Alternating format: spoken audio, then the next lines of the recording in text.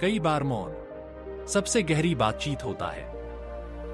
चाणक्य ने नदी की ओर देखा और बिना चंद्रगुप्त की ओर देखे धीमे स्वर में कहा, पुत्र, तुम्हारा मन आज बहुत बोल रहा है, लेकिन तुम्हारे होंठ चुप हैं।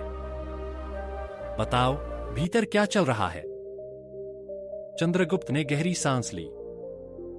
कई क्षण चुप रहा, फिर बोला, गुरुदेव, क्या हर बात मन में दबाकर रखना सही होता है?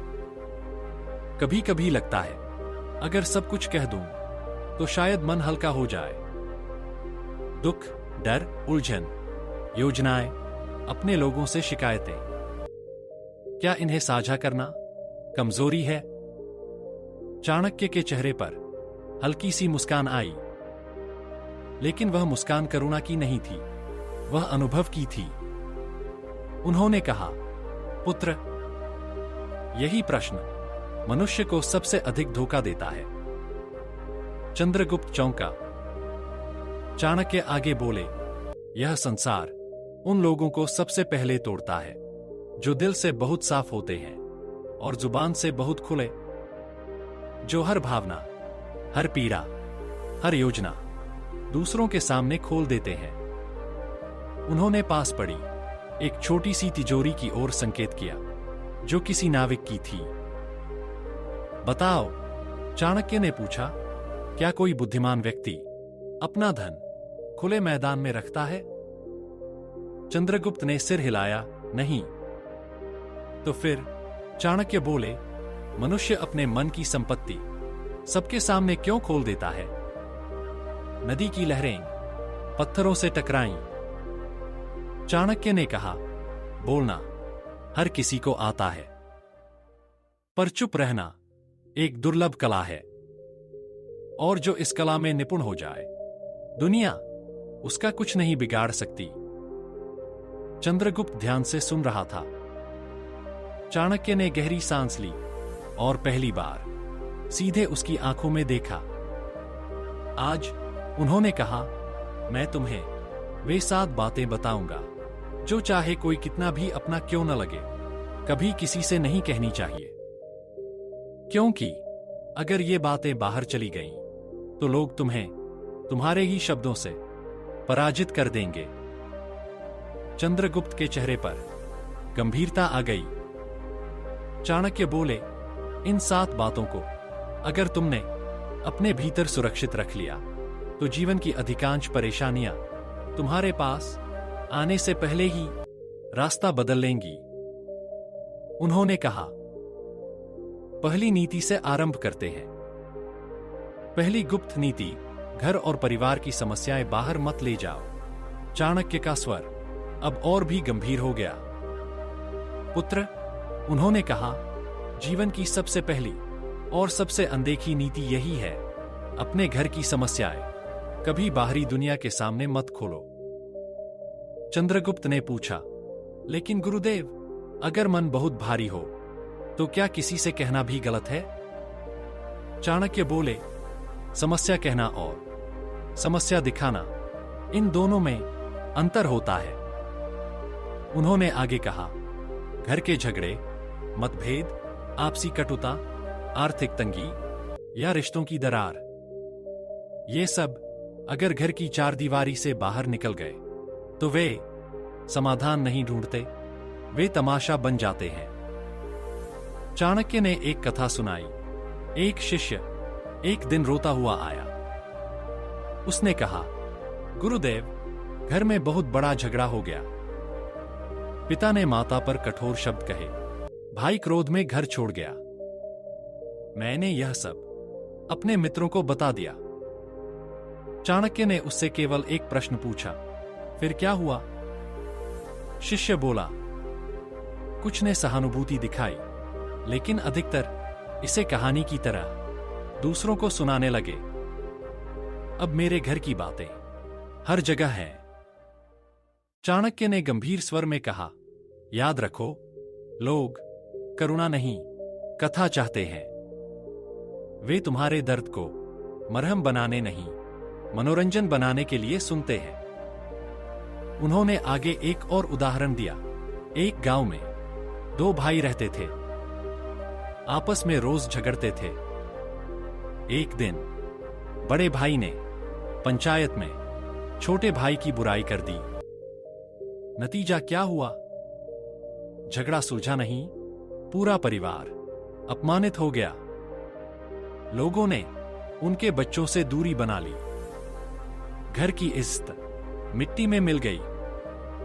चाणक्य बोले, घर की बात जैसे ही बाहर जाती है, रिश्तों की मर्यादा भस्म हो जाती है, विश्वास टूटता है और तुम्हारा दुख दूसरों के हाथ में हथियार बन जाता है। उन्होंने स्पष्ट कहा, अगर घर का झगड़ा बाहर गया तो वह घर की नींव को हिला देता है। चंद्रगुप्त चुप था। चाणक्य बोले, चाहे हालात कितने ही बिगड़े हों, अपने घर की बातें केवल उसी तक सीमित रखो जहां उनका सच्चा समाधान संभव हो। उन्होंने अंतिम वाक्य कहा, बाहरी दुनिया मरहम नहीं लगाती, वह घाव पर नमक छिड़कती है। नदी की धारा बहती रही। चाणक्य ने थोड़ा विराम लिया, फिर बोले, और अब दूसरी नीति। चाणक्य ने नदी की ओर देखते हुए कहा, पुत्र, जिस तरह मनुष्य अपने घाव छुपाता है, उसी तरह उसे अपना धन भी छुपाकर रखना चाहिए। चंद्रगुप्त ने थोड़ा आश्चर्य से पूछा, गुरुदेव, धन छुपाने में क्या हानि है? अगर लोग जाने कि हम सक्षम हैं, तो शायद सम्मान भी बढ़े। चाणक्य हल्के से मुस्कुराए। वह मुस्कान चेतावनी की थी। सम्मान, उन्होंने कहा, धन से नहीं, धन के रहस्य से पैदा होता है। उन्होंने आगे कहा, जो व्यक्ति अपनी कमाई, अपनी संपत्ति या अपनी सफलता का ढिंढोरा पीटता है, वह अनजाने में अपने चारों ओर 3 प्रकार के लोगों को बुला लेता है। चंद्रगुप्त ने ध्यान से पूछा, कौन से लोग गुरुदेव? चाणक्य ने उंगलियों पर गिनाते हुए कहा, पहले वे जो सहायता के नाम पर निर्भर हो जाते हैं। दूसरे वे जो तुलना करके ईर्ष्या पाल लेते हैं। और तीसरे वे जो अवसर खोजते हैं कि तुम्हारा संतुलन कैसे बिगाड़ा जाए। उन्होंने एक कथा सुनाई। मगध के ही एक राजा थे, शक्ति से नहीं पर धन से अत्यंत समृद्ध। एक दिन उन्होंने अपने दरबार में गर्व से खजाने के द्वार खुलवा दिए। सोने के सिक्के, रत्नों के भंडार, रेशमी वस्त्र, सब कुछ सबके सामने। चंद्रगुप्त ने पूछा, फिर क्या हुआ? चाणक्य बोले, कुछ ही समय में पड़ोसी राज्य को यह सूचना मिल गई, और जिस खजाने को राजा अपनी ताकत समझ रहा था, वही उसकी सबसे बड़ी कमजोरी बन गया। उन्होंने गहरी आवाज में कहा, धन जितना गुप्त रहता है, उतना ही सुरक्षित होता है। चाणक्य ने शिष्यों से अक्सर पूछे जाने वाला प्रश्न दोहराया, क्या तुमने कभी देखा है कि सच्चे धनी लोग अपनी वास्तविक कमाई सबको बताते फिरते हों? फिर स्वयं उत्तर दिया, नहीं, क्योंकि वे जानते हैं, जहां ज्यादा लोग जान गए, वहां ज्यादा अपेक्षाएं, ज्यादा लोभ और ज्यादा संकट जन्म लेते हैं। उन्होंने कहा, अगर किसी को लग जाए कि तुम अच्छी आमदनी करते हो, तो कुछ लोग मदद के नाम पर तुम्हारी शांति ले लेंगे। कुछ तुम्हें नीचा दिखाने का अवसर खोजेंगे, और कुछ सिर्फ इसलिए तुम्हारे विरोधी बन जाएंगे क्योंकि तुम्हारे पास वह है जो उनके पास नहीं। चंद्रगुप्त के चेहरे पर गंभीरता और बढ़ गई। चाणक्य ने साफ शब्दों में कहा, धन का सबसे बड़ा रक्षक उसका छुपा होना है। अगर सबको तुम्हारी आर्थिक स्थिति का ज्ञान हो गया, तो लोग केवल धन नहीं, तुम्हारे मन की शांति भी छीन लेंगे। उन्होंने विराम लिया और जोड़ा, इसलिए कमाओ, बढ़ो, सशक्त बनो, लेकिन चुपचाप। नदी की लहरों में शाम और गहरी हो रही थी। चाणक्य ने आगे कहा, और अब आती है तीसरी नीति, जो दूसरी से भी अधिक घातक है अगर टूट जाए। तीसरी गुप्त नीति, भविष्य की योजनाएं गुप्त रखो। पुत्र, चाणक्य बोले, जब तक कोई योजना पूरी न हो जाए उसे केवल अपने मन में रहने दो। चंद्रगुप्त ने पूछा, लेकिन गुरुदेव, अगर हम योजना साझा करें तो शायद सुझाव मिले। चाणक्य ने सिर हिलाया। सुझाव बहुत कम मिलते हैं, व्यवधान बहुत अधिक। उन्होंने कहा, जो लोग अपने हर कदम की घोषणा पहले कर देते हैं वे अक्सर मंजिल तक पहुंचने से पहले ही रास्ता खो देते हैं। चाणक्य ने तक्षशिला के समय की एक घटना सुनाई। एक व्यापारी था। उसने निश्चय किया कि वह मसालों की एक बड़ी दुकान खोलेगा।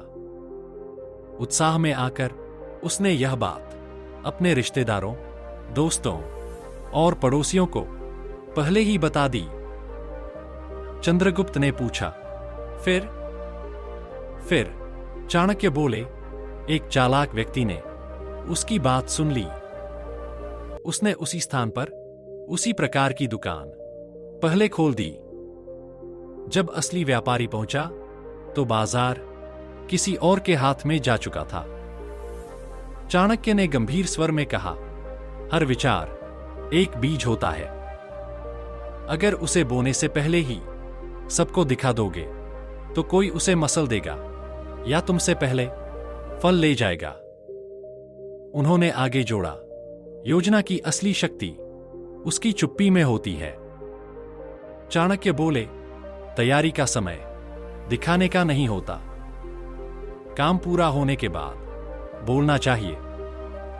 उन्होंने चंद्रगुप्त की ओर देखते हुए कहा, जब तक सफर चल रहा हो चुप रहो।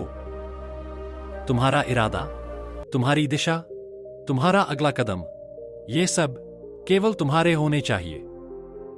उन्होंने चेतावनी दी, जैसे ही तुम अपनी योजना सबके सामने लाते हो, तुम आलोचना, संशय और बाधाएं अपने सिर ले लेते हो।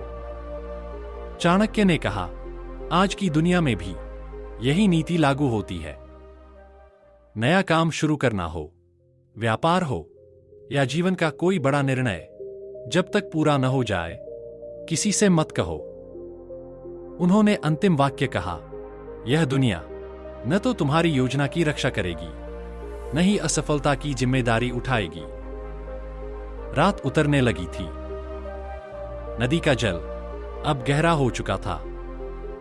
चाणक्य ने थोड़ा रुककर कहा, अब अगली नीति और भी गहरी है, क्योंकि यह सीधे तुम्हारी शक्ति से जुड़ी है।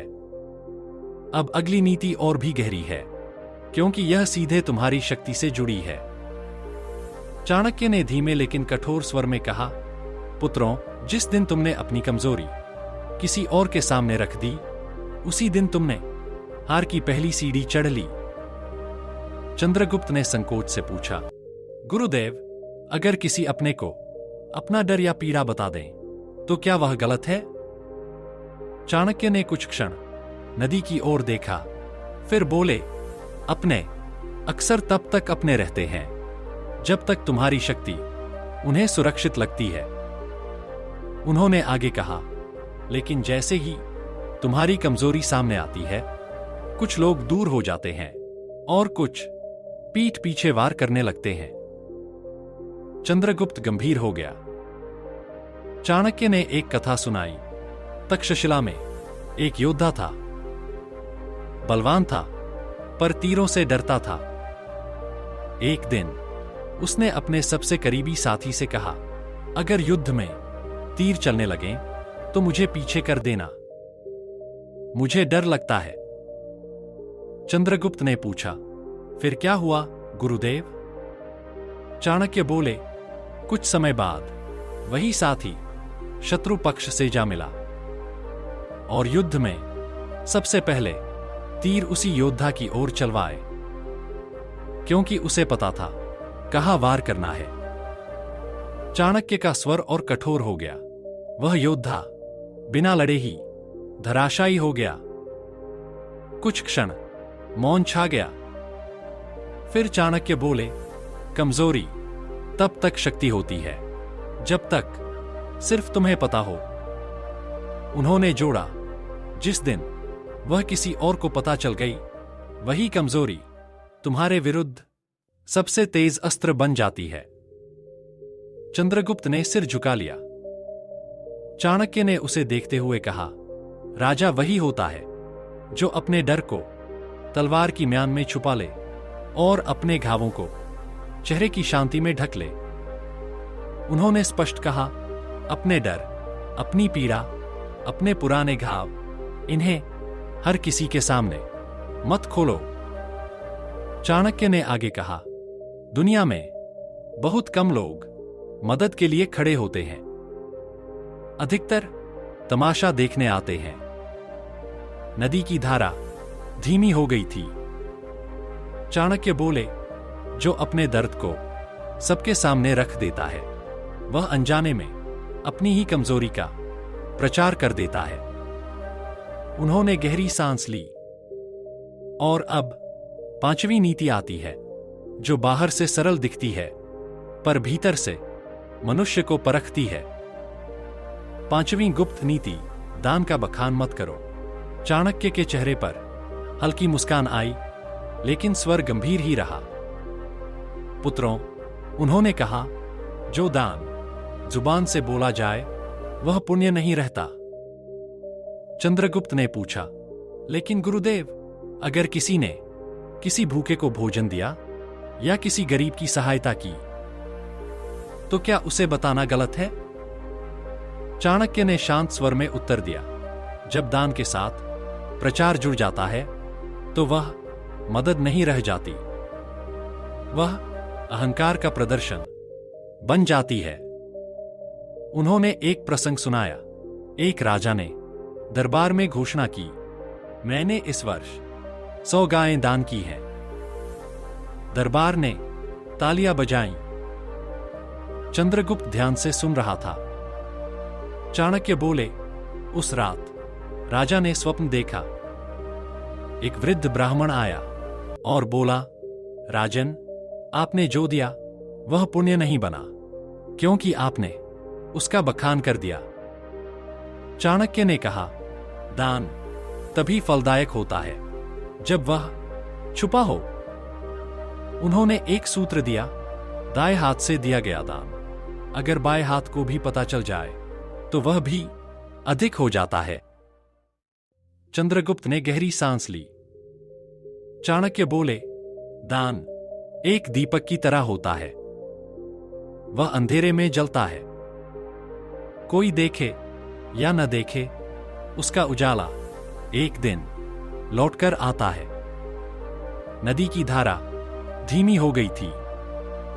चाणक्य बोले, जो अपने दर्द को सबके सामने रख देता है, वह अनजाने में अपनी ही कमजोरी का प्रचार कर देता है। उन्होंने गहरी सांस ली। और अब 5वीं नीति आती है, जो बाहर से सरल दिखती है पर भीतर से मनुष्य को परखती है। 5वीं गुप्त नीति, दान का बखान मत करो। चाणक्य के चेहरे पर हल्की मुस्कान आई, लेकिन स्वर गंभीर ही रहा। पुत्रों, उन्होंने कहा, जो दान जुबान से बोला जाए वह पुण्य नहीं रहता। चंद्रगुप्त ने पूछा, लेकिन गुरुदेव, अगर किसी ने किसी भूखे को भोजन दिया या किसी गरीब की सहायता की, तो क्या उसे बताना गलत है? चाणक्य ने शांत स्वर में उत्तर दिया, जब दान के साथ प्रचार जुड़ जाता है तो वह मदद नहीं रह जाती, वह अहंकार का प्रदर्शन बन जाती है। उन्होंने एक प्रसंग सुनाया। एक राजा ने दरबार में घोषणा की, मैंने इस वर्ष 100 गायें दान की हैं। दरबार ने तालियां बजाईं। चंद्रगुप्त ध्यान से सुन रहा था। चाणक्य बोले, उस रात राजा ने स्वप्न देखा।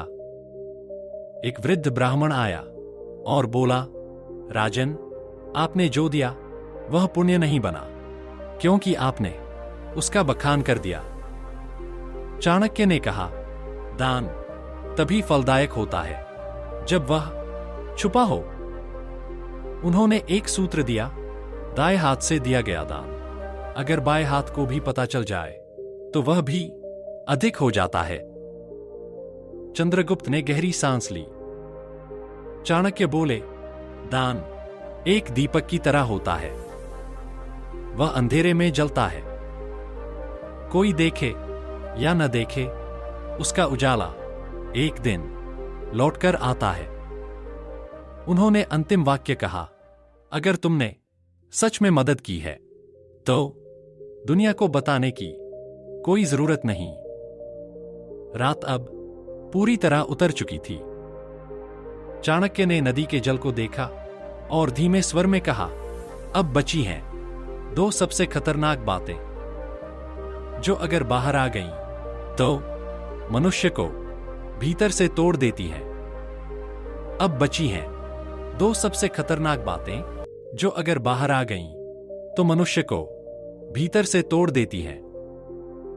चाणक्य ने गहरी दृष्टि से चंद्रगुप्त की ओर देखा और बोले, पुत्रों, जीवन में हर व्यक्ति कभी न कभी हारता है, अपमान सहता है। यह होना दुर्भाग्य नहीं है। उन्होंने कुछ क्षण रुककर कहा, दुर्भाग्य तब शुरू होता है जब मनुष्य अपनी हार को सबके सामने दोहराता है। चंद्रगुप्त ने पूछा, गुरुदेव, अगर मन बहुत भारी हो तो क्या कहना भी गलत है? चाणक्य ने उत्तर दिया, दुख को समझना और दुख को प्रचार बनाना, इन दोनों में अंतर है। उन्होंने एक कथा सुनाई। एक योद्धा था, युद्ध में हार गया। उसने गांव गांव जाकर कहना शुरू किया, मेरे साथ अन्याय हुआ, मुझे धोखा दिया गया। चंद्रगुप्त ध्यान से सुन रहा था। चाणक्य बोले, कुछ लोगों ने सहानुभूति दिखाई, लेकिन अधिकतर उसे हंसी का विषय बनाने लगे। उन्होंने आगे कहा, जब वही योद्धा दूसरी बार युद्ध के मैदान में उतरा तो लोग उसकी विजय देखने नहीं, उसकी हार देखने आए। चाणक्य का स्वर कठोर हो गया, क्योंकि दुनिया उन पर भरोसा नहीं करती जो अपनी हार का ढोल बजाते हैं। उन्होंने एक सूत्र कहा, हार अगर चुपचाप सही जाए तो शिक्षा बनती है, और अगर सबके सामने सुनाई जाए तो पहचान बन जाती है। चंद्रगुप्त के चेहरे पर चिंतन था। चाणक्य बोले, अगर कभी अपमान सहो तो उसे अपने भीतर शक्ति में बदलो। उन्होंने कहा, सीख लो, समझ लो, पर दुनिया को मत बताओ। चाणक्य ने आगे जोड़ा, दुनिया चतुर है। वह तुम्हारे दुख पर रोएगी नहीं, वह उसे याद रखेगी। उन्होंने स्पष्ट कहा, जो लोग पहले से ही तुमसे जलते हैं वे तुम्हारे अपमान को तुम्हारे विरुद्ध इस्तेमाल करेंगे। चाणक्य ने धीमे स्वर में कहा, दुनिया ताकत पर विश्वास करती है, टूटने की कहानियों पर नहीं। कुछ क्षण नदी की आवाज ही सुनाई दी।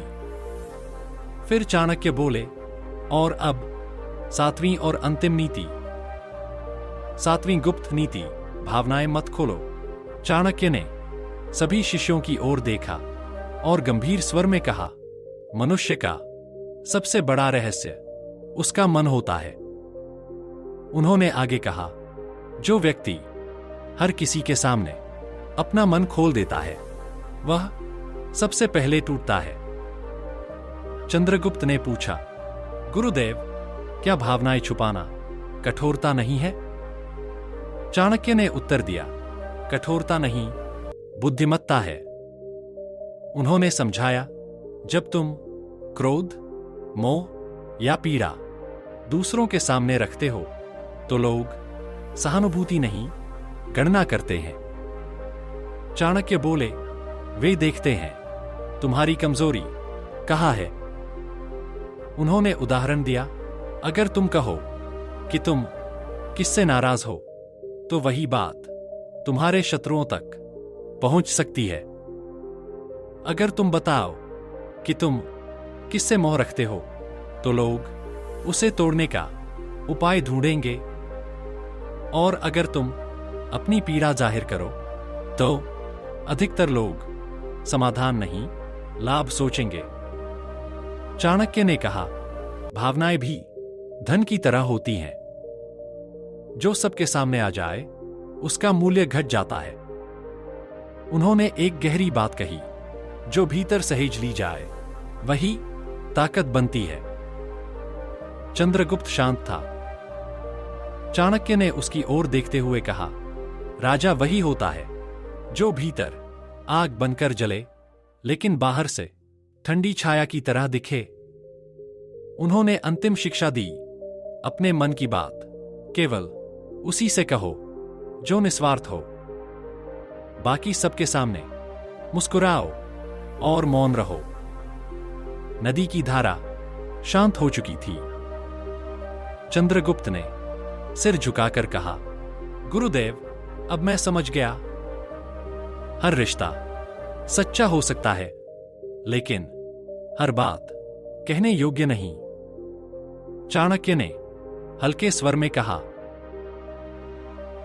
पुत्र, यही नीति जीवन का सबसे बड़ा कवच है। चाणक्य ने नदी की ओर अंतिम बार देखा।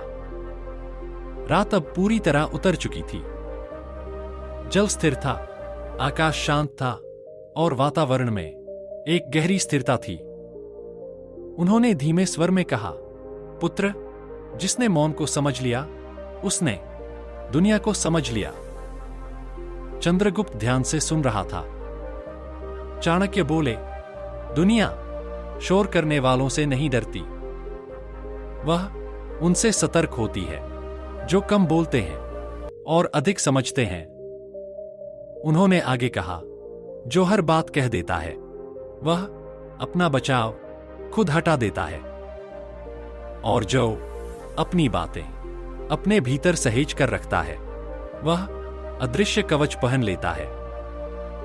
चाणक्य ने सातों नीतियों को एक ही सूत्र में बांधते हुए कहा, घर की बातें, धन की स्थिति, भविष्य की योजनाएं, अपनी कमजोरियां, अपमान की कहानियां, दान का प्रदर्शन और भावनाओं का उघाड़ना, ये सातों मनुष्य की अंदरूनी सुरक्षा है। जो इन्हें हर किसी के सामने खोल देता है, वह अपने ही हाथों से अपनी दीवारें गिरा देता है। चंद्रगुप्त की आंखों में अब स्पष्टता थी। चाणक्य बोले, याद रखो, दुनिया तुम्हारी सच्चाई से नहीं, तुम्हारी सीमाओं से व्यवहार करती है। अगर तुम अपनी सीमाएं खुद मिटा दोगे, तो दुनिया तुम्हें कुचलने में कोई संकोच नहीं करेगी। उन्होंने एक अंतिम कथा कही। एक दीपक हवा में जल रहा था। जो दीपक खुली हवा में रखा गया, वह जल्द बुझ गया, और जो कांच के भीतर रखा गया, वह धीरे धीरे अंधेरे को हराता रहा। चाणक्य ने कहा, मनुष्य भी उसी दीपक की तरह है। जो खुद को हर ओर खोल देता है, वह जल्दी थक जाता है, और जो अपने भीतर अनुशासन और मौन रखता है, वह लंबे समय तक जलता है। चंद्रगुप्त ने गंभीर स्वर में कहा, गुरुदेव, अब मैं समझ गया। मौन कमजोरी नहीं, ताकत है। चाणक्य मुस्कुराए। नहीं पुत्र, उन्होंने कहा, मौन ताकत नहीं, ताकत का सबसे ऊंचा रूप है। उन्होंने अंतिम वाक्य कहा, जो समझदार है वह सब कुछ नहीं कहता, और जो सब कुछ नहीं कहता, दुनिया उसे हल्के में लेने की हिम्मत नहीं करती। नदी बहती रही। रात गहरी थी और मौन सब कुछ कह चुका था। समापन संदेश। बिना प्रचार कहानी के भीतर। अगर यह कथा तुम्हारे भीतर कहीं ठहर गई है तो समझ लेना कि सीख अपना काम कर चुकी है। अब निर्णय तुम्हारा है, या तो पुरानी आदतों के साथ जीते रहो या मौन को अपना कवच बनाकर दुनिया के सामने अडिग खड़े हो जाओ। क्योंकि दुनिया शोर करने वालों को नहीं, मौन में मजबूत रहने वालों को याद रखती है।